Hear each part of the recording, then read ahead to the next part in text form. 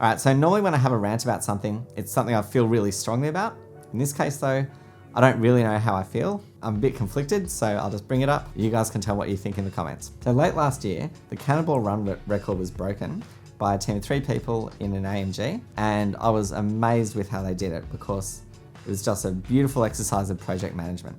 Everything was done really well. So the car was really beautifully prepared. It was very powerful and highly modified, of course, but they had electronic countermeasures, brake light kill switches, tail light kill switches, an infrared camera on the roof and all that sort of thing. Regardless of how you feel about the ethics or the legality or any of that sort of thing, as an exercise, it was done really well. They also had a full-time spotter in the passenger seat with binoculars who were looking out kilometers ahead for hazards and things like that. They ran multiple apps to do timing and look for traffic hazards. And they had a team of spotters dotted across the country who were looking out for hazards in advance.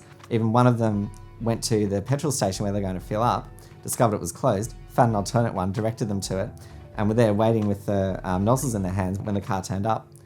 The drivers went straight to the bathroom. They filled up the car with both nozzles at once because that's faster than with just one, and they're on their way. The whole exercise was just really precision engineered and managed, and I think that's why they got such a good result, and I was really impressed with their effort. Big respect for them for that. So it's not like in the old days where you could just find a faith healer from the University of Rangoon and pay him $200, kidnap Farrah Fawcett, you're on your way. That film has not aged well. Anyway, now we're in the middle of a coronavirus pandemic, and schools are closed, businesses are closed, businesses have shut down. There's a lot less traffic on the roads, and I guess some people have decided now would be a good time to make an attempt at the Cannonball record. And what I've read, I don't know how true this is, but several people have done this, and so the record has actually been broken several times during the lockdown in the US. So here's where I'm a bit conflicted. To me, it kind of feels like cheating, and I think that probably that's how a lot of people react as well. I can't quite put my finger on why. I mean, sure, it's just the nature of the beast. If they build a new interstate that makes it faster to get from one end to the other, that would reduce your time. If traffic's really bad on the day when you happen to do it, that would increase your time. So sure, it's just the nature of the beast, it's just the luck of the draw when you choose to do it. And the other thing is, it's such a sketchy exercise in the first place. I mean, who am I to get high and mighty about what's cheating and what's legit and what isn't? I mean, the whole thing.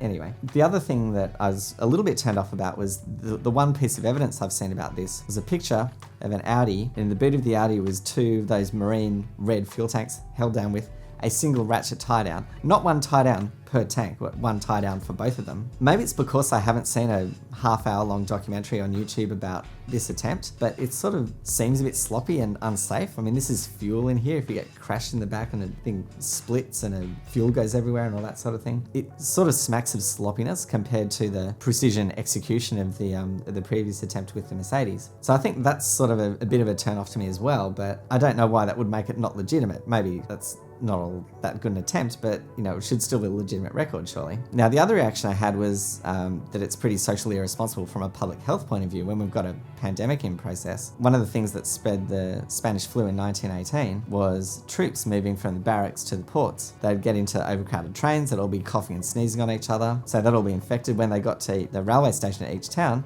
they'd get off just to get some fresh air and infect everyone at the railway station, and then in the town, and then again on the train again, and that's one of the ways in which it spread so quickly through the US. I mean, this is different, obviously, because they're not interacting with as many people. There's only a car with 3 people in it. They're very unlikely to have it. They're not being forced to do it. If they were unwell, they'd probably stay home instead of being forced to do it by the military. So I don't think that's a real rational response either. But anyway, I've had some negative reactions like that.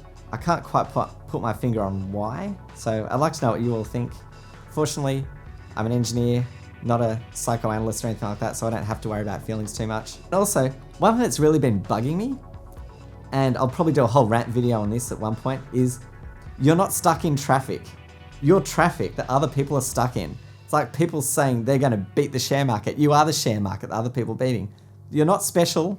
Deal with it.